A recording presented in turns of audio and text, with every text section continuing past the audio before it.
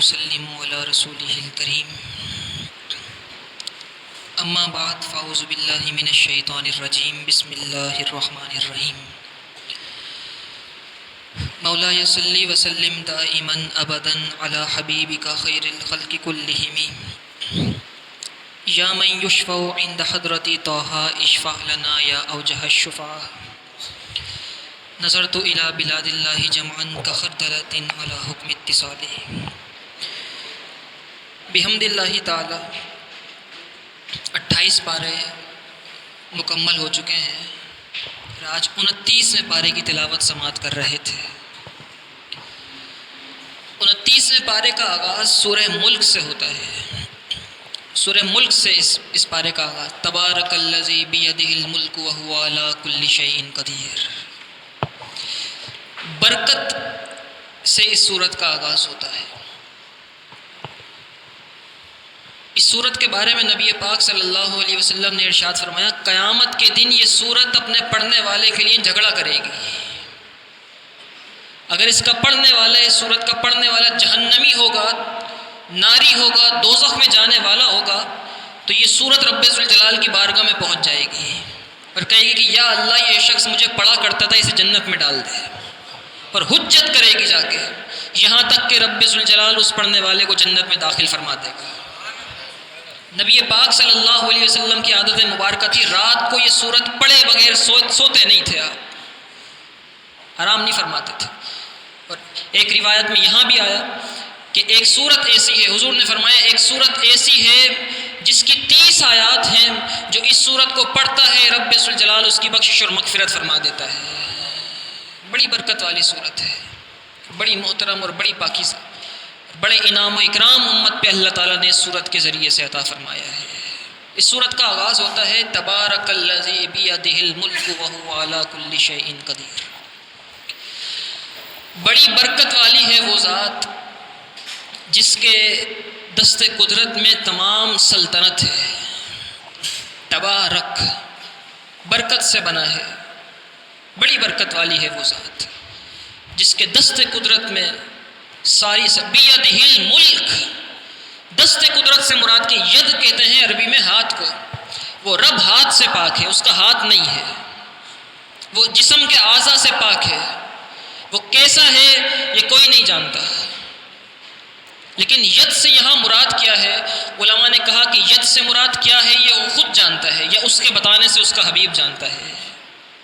اور اس طریقے سے جتنی آیات ہیں قرآن پاک کے اندر، جتنی بھی آیات ہیں، بعض روایات میں اس کے ہاتھ کا ذکر ہے، ید اللہ فوق ایدیہم، اللہ کا ہاتھ ان کے ہاتھوں کے اوپر ہے۔ جب حضور نے صحابہ کرام علیہم الرضوان سے بیعت لی تو نبی پاک صلی اللہ علیہ وسلم کا ہاتھ اوپر تھا، صحابہ کے ہاتھ نیچے تھے، لیکن رب فرماتا ہے ید اللہ فوق ایدیہم، یا رسول اللہ آپ نے بیعت لی ہے، آپ کا ہاتھ اوپر تھا، لیکن در حقیقت اللہ کا ہاتھ ان سب کے ہاتھوں کے اوپر تھا۔ اس ہاتھ سے مراد کیا ہے؟ یہ آیات متشابہات میں سے وہ آیات ہیں جن کا معنی رب خود جانتا ہے، رب خود جانتا ہے یا اس کے بتانے سے اس کا حبیب جانتا ہے۔ اسی طریقے سے قرآن میں وجہ اللہ کا بھی ذکر آیا ہے، اس کا چہرہ، رب کا چہرہ، فَأَيْنَمَا تُوَلُّوا فَثَمَّ وَجْهُ اللَّهِ، تم جہاں کہیں منہ کرو اللہ کو پاؤ گے۔ اس چہرے سے مراد، وجہ سے مراد کیا ہے یہ بھی اللہ خود جانتا ہے۔ ان آیات کا معنی اعضائے جسمانی سے نہیں کیا جا سکتا، لفظی طور پر کر دیتے ہیں، لیکن مفہوم اور مراد وہ نہیں ہو سکتی کہ جو ہمارے جسم کے اعضاء ہیں۔ اور اگر کوئی کرے گا اس طرح کا معنی، تو وہ گمراہیت کی طرف چلا جائے گا۔ اسی لیے کہا گیا ہے کہ صرف قرآن کا ترجمہ نہیں پڑھنا چاہیے، کیونکہ قرآن کا ترجمہ جب آپ پڑھیں گے تو ید کا معنی ہاتھ ہی سے کیا ہوگا، ہاتھ ہی سے کیا گیا ہوگا، وجہ کا معنی چہرے سے ہی کیا گیا ہوگا یا رخ سے کیا گیا ہوگا معنی۔ تو اگر کوئی رخ سمجھ لے اس کا اور اس کا چہرہ پڑھ کے پڑھنا شروع کر دے تو پھر تو گمراہ ہو جائے گا، جبکہ جو اس کا ہاتھ مانے، اس کے پیر مانے، اس کا جسم مانے تو وہ گمراہ ہو جاتا ہے، بلکہ کفر کی طرف چلا جاتا ہے۔ اسی لیے قرآن کا صرف ترجمہ پڑھنا درست نہیں ہے، اگر پڑھنا ہو تو قرآن تفسیر کے ساتھ پڑھنا چاہیے، یا کسی عالم، مستند عالم سے، مفسر قرآن سے جو تفسیر کرنا جانتا ہو قرآن کی، اس سے قرآن سمجھنا اور سیکھنا چاہیے۔ تبارک الذی بیدہ الملک وہو علی کل شیء قدیر، بڑی برکت والا ہے وہ وہ ذات بڑی برکت والی ہے جس کے دست قدرت میں تمام سلطنت ہے۔ اس سے مراد کیا ہے؟ اس سے مراد یہ ہے کہ وہ رب برکت والا ہے، اور جس کام سے پہلے اس کا نام لے لیا جائے وہ کام بھی برکت والا ہو جاتا ہے۔ یعنی اس سورہ ملک کے آغاز میں رب یہ بیان فرما رہا ہے کہ تم جو کوئی کام کرنا چاہو اس سے پہلے میرا نام لے لینا، میری ذات تو ہے ہی برکت والی، تمہارے وہ کام بھی برکت والے ہو جائیں گے، تمہارے وہ کام بھی برکت والے۔ برکت سے مراد کیا ہے؟ برکت کی تعریف کیا ہے؟ ڈیفینیشن کیا ہے برکت کی؟ ہم کہتے ہیں نا میرے لیے برکت کی دعا کرو، اللہ میرے مال میں برکت دے، اللہ اولاد میں برکت دے، گھر بار میں برکت دے، اس میں برکت دے۔ برکت کیا ہے؟ برکت کی تعریف، برکت سے مراد زیادتی ہے، زیادہ ہونا برکت ہے، زیادہ ہونا برکت نہیں ہے۔ ہم لوگ برکت کا مفہوم سمجھے ہی نہیں ہیں آج تک، برکت کی تعریف آج تک سمجھ میں ہی نہیں آئی ہے کسی کو۔ کیا وہ شخص جو مہینے میں 2 لاکھ روپے کماتا ہے وہ بڑا برکت والا ہے، اور وہ شخص کے جو 20-25 ہزار روپے کماتا ہے وہ برکت والا نہیں ہے؟ اگر برکت کا مفہوم زیادتی ہی ہو، ایک شخص وہ ہے جو چوری کرتا ہے اور چوری، ڈاکہ زنی اور رشوت کے بعد وہ مہینے میں 5-10 لاکھ روپے کما لیتا ہے، اور ایک وہ شخص ہے جو مسجد میں اذانیں دیتا ہے جس کی تنخواہ ہے ہی 7,000 روپے، تو کیا وہ 7,000 روپے برکت نہیں ہے؟ وہ 5 لاکھ برکت والے ہیں۔ اگر برکت کا مطلب زیادتی ہی ہو تو پھر تو برکت کا مفہوم یہ نکلنا چاہیے، برکت کا مطلب زیادتی نہیں ہے۔ برکت سے مراد یہ ہے جس وقت جو ضرورت پیش آئے بغیر کسی کے سامنے ہاتھ پھیلائے رب کے فضل سے پوری ہو جائے، یہ ہے برکت، اسے برکت کہا جاتا ہے۔ اور برکت سے مراد کبھی زیادتی لینے کی ضرورت ہے ہی نہیں۔ اگر کوئی شخص مہینے کی تنخواہ کے بعد جب اس کا آخری دن آتا ہے، ہنسی خوشی اس کی وہ تنخواہ ختم ہو جاتی ہے، کسی کے سامنے ہاتھ پھیلانا نہیں پڑتا، تو وہ رب کا شکر ادا کرے، وہ برکت والا ہے، برکت والا ہے۔ اگر وہ رات کو آرام کی نیند سو جاتا ہے بغیر سونے کی دوائی کھائے بغیر، تو اس کی نیند میں رب نے برکت ڈال دی ہے۔ کتنے ہی بڑے بڑے لوگ ایسے ہیں، کر و فر والے، پیسے والے، نیند نہیں آتی، رات کو سوتے نہیں ہیں، سو نہیں پاتے جب تک وہ دوائیاں نہ کھا لیں۔ اگر کسی غریب کو نیند آ جاتی ہے رات کو اپنے بستر پر لیٹتے ہوئے، ٹوٹی ہوئی چارپائی پر لیٹتے ہی، تو رب نے اس کی نیند میں برکت ڈال دی ہے۔ برکت کا مطلب زیادتی نہیں ہوتی۔ اگر اس کو اپنے گھر پہ جانے کے بعد سکون ملتا ہے، بڑے بڑے محلات میں رہنے والے گھروں میں رہ کر سکون نہیں پاتے، ملک سے باہر چلے جاتے ہیں، ٹور کرنے جاتے ہیں، گھومنے کے لیے جاتے ہیں، نہ جانے کہاں کا ٹورزم کے لیے چلے جاتے ہیں، ان کو پھر بھی سکون نہیں ملتا۔ لیکن اگر کسی کو اپنی ٹوٹی ہوئی چھت کے نیچے سکون ملتا ہے تو سمجھیے رب نے اس کے گھر میں برکت ڈال دی ہے، رب نے اس کے گھر میں برکت سے مراد کبھی زیادتی نہیں ہوتی۔ اگر برکت دیکھنی ہو آپ نے تو برکت کا میں آپ کو مشاہدہ کراؤں، بڑے بڑے لوگ ہیں، بڑے بڑے 5 اسٹار ہوٹل پہ جا کے کھانا کھاتے ہیں، جب کھانا کھانے کے بعد ہاتھ پہنچتے ہیں تو اس کے بعد کہتے ہیں مزہ نہیں آیا کھانے میں۔ ایسا ہی ہے، ہزاروں روپے خرچ کر کے کہتے ہیں مزہ نہیں آیا، فلاں چیز میں کمی تھی، فلاں چیز میں کمی تھی، یہ کم تھا، نمک کم تھا، یہ کم تھا، مزہ نہیں آیا۔ اس کا مطلب یہ ہے کہ کہیں نہ کہیں کمی تھی۔ اور ایک وہ مزدور ہے جو صبح 8 بجے اپنے گھر سے اپنے میلے سے کپڑے کے اندر ایک روٹی کے اوپر تھوڑی سی دال رکھ کے نکلتا ہے، اور جب دوپہر کو کھانے کا وقفہ ہوتا ہے، چائے کا وقفہ ہوتا ہے، 2 بجے 3 بجے وہ پسینے میں شرابور مزدور اپنا وہ کپڑا کھولتا ہے اور اس کو کھاتا ہے بسم اللہ الرحمن الرحیم پڑھ کے، اور اس کے بعد ہاتھوں کو اپنے چہرے سے نیچے لاتا ہے کہ اللہ تیرا شکر ہے۔ اس کے چہرے پر جو خوشی ہوتی ہے، اس سے مراد یہ ہے کہ اللہ نے اس کے کھانے میں برکت ڈال دی ہے۔ برکت 5 اسٹار ہوٹل میں کھانا مراد یہ نہیں ہوتا، برکت کا مطلب سمجھا ہی نہیں آج تک ہم نے۔ تو برکت کی اگر دعا کریں تو کبھی زیادتی نہیں، برکت سے مراد قلیل بھی کفایت کر جائے اسے برکت کہتے ہیں، کم چیز بھی کافی ہو جائے اسے برکت کہا جاتا ہے۔ ورنہ تو صحابہ کرام علیہم الرضوان کے پاس تو کچھ تھا ہی نہیں، ایک ہی کھجور سے، اسی کھجور کو چوس کے سحری کرتے تھے، اسی کو چوس کے افطار کر لیا کرتے تھے۔ ان سے زیادہ برکت ہوگی کس کے پاس؟ ان سے زیادہ برکت کس کے پاس ہوگی؟ نبی پاک صلی اللہ علیہ وسلم نے ارشاد فرمایا، تم میں سے کوئی شخص احد پہاڑ کے برابر سونا صدقہ کر دے، اور میرا ایک صحابی 1 مد، آپ سمجھیے آج کے مطابق 2 کلو گندم صدقہ کر دے، تو تمہارا ایک پہاڑ، احد پہاڑ کے برابر سونا خیرات کرنا میرے صحابی کا 2 کلو گندم خیرات کرنے کے برابر نہیں پہنچ سکتا۔ ایسی برکت دی ہے اللہ نے صحابہ کے ہاتھوں میں۔ تو برکت کا بڑی برکت والا ہے وہ ذات جس کے دست قدرت میں تمام سلطنت، تبارک الذی بیدہ الملک وہو علی کل شیء قدیر، اور وہ ہر چیز پر قادر ہے، ہر چاہت پر قادر ہے۔ یہاں لوگوں کے ذہن میں ایک عقیدہ آتا ہے، ایک چیز آتی ہے، اور یہ بد عقیدہ جو ہیں جن کے پیچھے ہم نمازیں نہیں پڑھتے، ان کا میں آپ کو عقیدہ بتاؤں، یہ اس آیت کو پڑھ کے علی کل شیء قدیر کو پڑھ کے گمراہ ہو گئے ہیں۔ قرآن بہت ساروں کو ہدایت بھی دیتا ہے، بہت ساروں کو گمراہ بھی کر دیتا ہے۔ یضل بہ کثیرا ویہدی بہ کثیرا، اس کو پڑھ کے صاف دل والے ہدایت پا جاتے ہیں اور میلے دل والے گمراہ ہو جاتے ہیں۔ وہ لوگ یہ سمجھنے لگے کہ جب وہ ہر چیز پر قادر ہے تو وہ تو جھوٹ پر بھی قادر ہے۔ اور اللہ رب ذوالجلال کی ایک شان آپ کو بتاؤں، اس کی شان یہ ہے وہ جس چیز پر قادر ہوتا ہے وہ کام کرتا بھی ہے۔ وہ کام جس چیز پر ہم کسی کو مارنے پر قادر ہیں لیکن ہم نہیں مار رہے، قتل کرنے پر قادر ہے نا، انسان اٹھائے چاقو کسی کو مارتے، قادر تو ہے قتل کرنے پر، قدرت تو ہے قتل کرنے کے لیے، نہیں کر رہے قتل، لیکن اس کی شان یہ ہے وہ جس چیز پر قادر ہوتا ہے وہ کام کرتا بھی ہے۔ اگر وہ رحمان ہے، وہ رحم کرنے پر قادر ہے تو رحم فرماتا بھی ہے، وہ غفار ہے، بخشتا ہے تو بخشنے پر قادر ہے تو بخشتا بھی ہے۔ تو یہاں پہ ان لوگوں نے یہ سمجھا کہ اگر وہ ہر چیز پر قادر ہے تو چیزوں میں سے ایک چیز تو جھوٹ بھی ہے، جس طرح سچ ایک چیز ہے، جھوٹ بھی ایک چیز ہے، تو کیا وہ جھوٹ پر بھی قادر ہے؟ اور جب وہ قادر ہوتا ہے کسی چیز پر تو وہ کام کرتا بھی ہے، تو اس کا مطلب ہے وہ جھوٹ بھی بول دیتا ہے۔ یہ ان کا عقیدہ بتا رہا ہوں آپ کو۔ اور حضرت علامہ فضل اخر آبادی علیہ الرحمہ نے امتناع کسب کے اوپر، امتناع نظیر کے اوپر ہمارے علماء نے پوری کتابیں لکھی ہیں ان کے رد میں۔ لیکن آج آپ نے اپنے عقیدے مضبوط کرنے ہیں یہ سمجھ کر لوگ وسوسے ڈالتے ہیں، انسان کے اپنے ذہن میں بھی آتا ہے کبھی کبھی یہ وسوسہ کہ اس کا مطلب کیا ہے، وَهُوَ عَلَىٰ كُلِّ شَيْءٍ قدیر کا مطلب کیا ہوا پھر؟ تو یہاں ایک بات سمجھ لیں، کچھ چیزیں ہوتی ہیں جنہیں کرنا ہوتا ہے ممکن، کچھ چیزیں ممکن ہوتی ہیں اور کچھ چیزیں محال ہوتی ہیں۔ محال کا مطلب وہ نہیں کی جا سکتی۔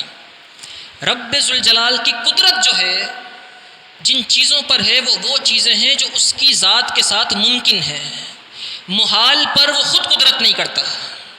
اس کی شان یہ ہے جو چیزیں محال ہوتی ہیں اگر اس کو جھوٹا ہونا مان لیا جائے تو اس کا رب نہیں مانا جائے گا پھر اس کیونکہ رب جھوٹا نہیں ہو سکتا۔ تو معلوم ہوا کہ جھوٹا ہونا وہ محال ہے، اور جو چیز محال ہوتی ہے رب اس کو اپنی قدرت سے ویسے ہی نکال دیتا ہے۔ اگر ہر چیز پر قادر ہونا مانا جاتا تو وہ تو نکاح کرنے پر بھی قادر ہو جائے گا، بچوں پر بھی قادر ہو جائے گا، لیکن یہ چیزیں محال ہیں، اس کی شان سے محال ہیں۔ تو جو چیزیں محال ہوتی ہیں رب ان کو اپنی قدرت سے نکال دیتا ہے۔ تو معلوم ہوا ہر چیز کے تحت وہ چیزیں شامل نہیں ہوتی جو اس کی ذات کے ساتھ محال ہوں، جو اس کی ذات کے ساتھ ممکن ہو، جو اس کی ذات کو زیبا ہو، یا آسان الفاظ میں یہ سمجھیے جو چیزیں اس کی ذات کے ساتھ لائق ہوں، جو اس کی شان کو لائق ہوں، صرف وہ انہی چیزوں پر قدرت فرماتا ہے، اور جو چیزیں اس کی شان میں نقص اور عیب پیدا کرتی ہیں وہ اپنی قدرت سے ان چیزوں کو نکال دیتا ہے۔ وَهُوَ عَلَىٰ كُلِّ شَيْءٍ قدیر۔ معلوم ہوا جھوٹ پر وہ قادر نہیں ہے، جب قادر نہیں ہے تو جھوٹ بولتا بھی نہیں۔ کاش کہ انہیں یہ مسئلہ سمجھ میں آ جاتا اور رب ذوالجلال کی شان میں اہانت اور توہین سے بچ جاتے ہیں۔ بہت دقیق مسئلہ ہے یہ، بہت دقیق، پتہ نہیں سمجھ میں آیا بھی کہ نہیں آیا، لیکن اگر آ گیا تو ایمان مضبوط ہو گئے، اور اگر نہیں آیا تو پھر سمجھ جائیے گا بعد میں۔ وَهُوَ عَلَىٰ كُلِّ شَيْءٍ قدیر الَّذِي خَلَقَ الْمَوْتَ وَالْحَيَاةَ۔ وہ ذات ہے، اگلی آیت، وہ ذات ہے جس نے زندگی کو پیدا کیا اور موت کو پیدا کیا۔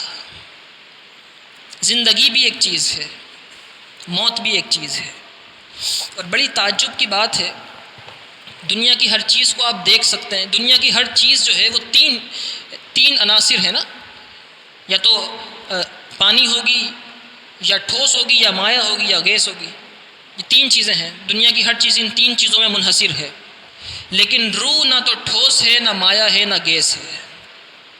قرآن نے خود اس فلسفے کو بیان فرمایا، ایک اور مقام پہ قرآن میں آیا یسألونک عن الروح، اے حبیب یہ آپ سے روح کے بارے میں سوال کرتے ہیں، قل الروح من امر ربی، آپ کہہ دیجئے روح میرے رب کے حکم سے ایک حکم ہے۔ روح کے بارے میں قرآن نے خود نہیں بیان فرمایا۔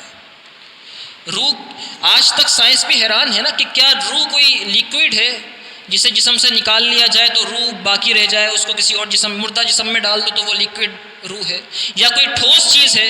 جتنے بھی جسم کے آرگنز ہیں، جتنے بھی انسان کے جسم کے اعضاء ہیں، اندرونی یا بیرونی، سارے کے سارے ٹھوس ہیں، یا تو مایا ہے یا ٹھوس ہے۔ خون مایا ہے اور بقیہ جسم کے اعضاء وہ ٹھوس ہیں، یا پھر انسان کے جسم میں گیس ہے۔ تو تینوں چیزوں سے مل کر جسم بنا ہے، لیکن روح ان تینوں میں سے کوئی چیز نہیں ہے۔ لیکن پھر بھی روح کیا ہے؟ رب فرماتے ہیں خلق الموت والحیات، وہ ہے کہ جس نے زندگی کو پیدا کیا ہے اور موت کو پیدا کیا ہے۔ روح کو بنانے والا بھی وہی ہے۔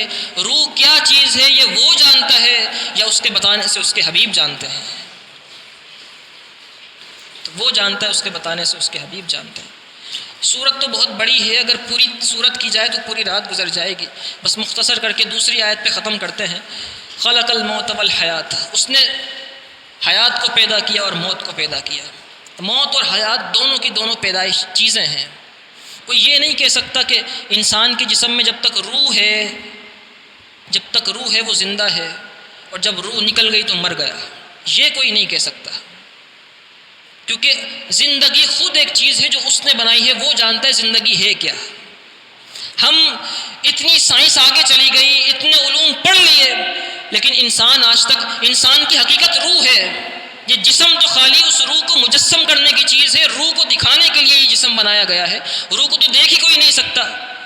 انسان جتنا ہی آگے کیوں نہ چلا جائے، لیکن رب کی قدرت، اس کی شان دیکھیے، انسان اپنی حقیقت کو بھی سمجھ نہیں پایا آج تک، روح کو ہی سمجھ نہیں پایا روح ہے کیا چیز، اور نہ کبھی سمجھ سکے گا، کیونکہ قرآن نے کہا ہے قل الروح من امر ربی، اے حبیب آپ کہہ دیجئے ان سب سے کہ روح میرے رب کے حکم سے ہے، اس کا حکم کیا ہے وہ خود جانتا ہے۔ اور پھر قیامت کے دن موت کو بھی مارا جائے گا۔ جب اہل جنت جنتوں میں چلے جائیں گے، ہر چیز کو موت آنی ہے نا، کل نفس ذائقۃ الموت، ہر چیز نے موت کا مزہ چکھنا ہے، تو موت کو بھی موت دی جائے گی۔ کبھی کسی کے ذہن میں آیا کہ موت بھی کبھی مر سکتی ہے؟ موت کو بھی موت دی جائے، کیسے دی جائے گی؟ علماء نے لکھا کہ جب قیامت کا دن ہوگا، فیصلے ہوں گے اور پورا میدان محشر اب خالی ہو جائے گا، جنتی جنتوں میں چلے گئے، دوزخی دوزخوں میں چلے گئے، پھر وہ لوگ نکالے جائیں گے دوزخ سے جن کے گناہ تھے لیکن تھے ایمان والے، اپنے گناہوں کے سبب چلے گئے تھے۔ جب اپنے اعمال کی سزا بھگت لیں گے تو انہیں دوزخوں سے نکال کے جنتوں میں ڈال دیا جائے گا۔ اب جتنے بھی ایمان والے ہوں گے، چاہے ان کے سینے میں رائی کے دانے کے برابر بھی ایمان ہو، وہ جنت میں چلے جائیں گے، اور جہنم میں صرف نرے کافر رہ جائیں گے، جو بالکل کافر تھے، جن کے پاس بالکل ایمان نہیں تھا، ابو جہل، ابو لہب جیسے، اس طرح کے کافر، جن کے دل میں رائی کے دانے کے برابر بھی ایمان نہیں آیا تھا، ایسے لوگ رہ جائیں گے۔ یعنی جنتوں میں سے صرف جنتی چلے گئے اور دوزخ میں دوزخی رہ گئے۔ اب موت کو لایا جائے گا، اور کیسے آئے گی موت بیچ میں؟ علماء نے لکھا کہ ایک مینڈھے کی صورت میں رب ذوالجلال موت کو جنت اور دوزخ کے درمیان میں لا کے کھڑا کرے گا۔ یہ مینڈھا جو ہے وہ موت ہوگی، جو کبھی کسی کا آتی تھی، کبھی کسی پہ آتی تھی، جس پر آتی تھی وہ مر جاتا تھا۔ اس مینڈھے کو لا کے بیچ میں کھڑا کیا جائے گا جنت اور دوزخ کے درمیان، اور جب موت کو موت دی جائے گی تو اہل جنت خوشی سے جھوم رہے ہوں گے، اور دوزخی رو رہے ہوں گے، اداس ہوں گے، دھاڑے مار رہے ہیں۔ کیوں؟ کیونکہ جب اس کو ذبح کیا جائے گا تو موت ختم ہو جائے گی، پھر نہ جنت میں کسی کو موت آئے گی، نہ جہنم میں کسی کو موت آئے گی۔ جو جنت میں رہے گا تا ابد جنت میں رہے گا، جو جہنم میں رہے گا تا ابد جہنم میں رہے گا۔ اللہ تعالی ہمیں ان جنتیوں میں شامل فرمائے۔ حضرت حسن بصری جو ہے وہ دعا کیا کرتے تھے کہ یا اللہ، مجھے نہیں معلوم کہ میں جنتیوں میں جاؤں گا، لیکن مجھے اتنی مہلت دے دے کہ وہ آخری جنتی، وہ آخری گنہگار جنتی جسے تو جہنم سے نکال کر جنت میں داخل کرے گا، تو کم از کم مجھے وہ بنا دینا، حسن بصری کو کم از کم وہ بنا دینا۔ اس قدر رویا کرتے تھے ہمارے علماء اور بزرگان دین۔ ہمارے تو حسن زن ہی بہت زیادہ ہے، اللہ تعالیٰ حسن زن کے مطابق ہمیں جنت میں داخل فرمائے، اور اس کے ساتھ جیسا گمان رکھا جاتا ہے ویسا ہی دیتا ہے۔ ہم تو سمجھتے ہیں کہ ہمارے نیک اعمال اتنے ہیں کہ ہم تو جائیں گے اور بس جنت میں چلے جائیں گے، بلکہ ہمیں اپنے اعمال پر تو کوئی ہے ہی نہیں بھروسہ، ہمیں تو حضور کی شفاعت پہ بھروسہ ہے۔ پڑھتے ہیں نا جمعے کے دن وہ شعر جو پڑھتے ہیں جمعے کے دن، جو اکثر پڑھتے ہی نہیں ہے، کاش محشر میں جب ان کی آمد ہو، اور اس کا مطلب یہ ہے کہ اہل محشر جو ہے وہ بلبلا تڑپ رہے ہوں گے اہل محشر، اور سورج سوا نیزے پر ہوگا، اور قیامت کی نشانیوں میں یہ بھی آیا کہ اتنا پسینہ ہوگا کہ اہل محشر اپنے پسینوں میں ڈوبے ہوئے ہوں گے، اور ہر ایک اپنے نامہ اعمال کے مطابق پسینے میں ڈوبا ہوگا، کوئی گھٹنوں تک ہوگا، کوئی سینے تک ہوگا، کوئی پورا کا پورا پسینے میں ہوگا، اس قدر میدان محشر میں پسینہ، کیونکہ سورج سوا نیزے پر ہے۔ اور پھر ایسے میں حضور نبی پاک صلی اللہ علیہ وسلم تشریف لائیں گے، کاش محشر میں جب ان کی آمد ہو، اور پھر سارے اہل محشر ایمان والے جو دنیا میں کھڑے ہو کے درود پاک پڑھتے تھے، اور پھر سب بھیجے ان کی شوکت پہ لاکھوں سلام۔ تو پھر جو خاموش ہوں گے نا، جو رو رہے ہوں گے کہ یا اللہ پتہ نہیں میرا کیا ہوگا، ان سے فرشتے آ کے پکڑ پکڑ کے کہیں گے کہ تم مجھ سے خدمت کے قدسی کہیں ہاں رضا، اے رضا وہ سلام تو ذرا پڑھو اب، جس کی وجہ سے پوری دنیا کے اندر تمہارا سلام چلتا تھا، ہر جمعے کی نماز کے بعد جو سلام پڑھا جاتا تھا وہ ذرا سلام پڑھ کے دکھاؤ۔ کاش محشر میں جب ان کی آمد ہو اور بھیجے سب ان کی شوکت پہ لاکھوں سلام، تو مجھ سے خدمت کے قدسی کہیں ہاں رضا، مصطفیٰ جان رحمت پہ لاکھوں سلام۔ اور پھر امام اہل سنت اور ان کے ماننے والے جب پڑھنا شروع کریں گے سلام حضور کی بارگاہ پر، تو نبی پاک صلی اللہ علیہ وسلم شفاعت عظمیٰ کا دروازہ کھولیں گے، حضور شفاعت کا دروازہ کھولیں گے، اور پھر حضور کی شفاعت کی قسمیں ہیں، کسی کو حضور بغیر کسی حساب کتاب کے جنت میں داخل کر دیں گے، کوئی جہنم میں داخل ہو چکا ہوگا اس کو نکال کے حضور جنت میں داخل کریں گے، کسی کے گناہ معاف کریں گے، کوئی جنت میں جا چکا ہوگا وہ بھی مانگنے آئے گا شفاعت، کہے گا یا رسول اللہ شفاعت دے دے، حضور فرمائیں گے شفاعت کیسی، تم تو جنت میں ہو، کہیں گے یا رسول اللہ درجات بلند کر دیں، حضور ان جنتیوں کے درجات بلند فرما دیں گے، یہ بھی شفاعت ہے حضور کی۔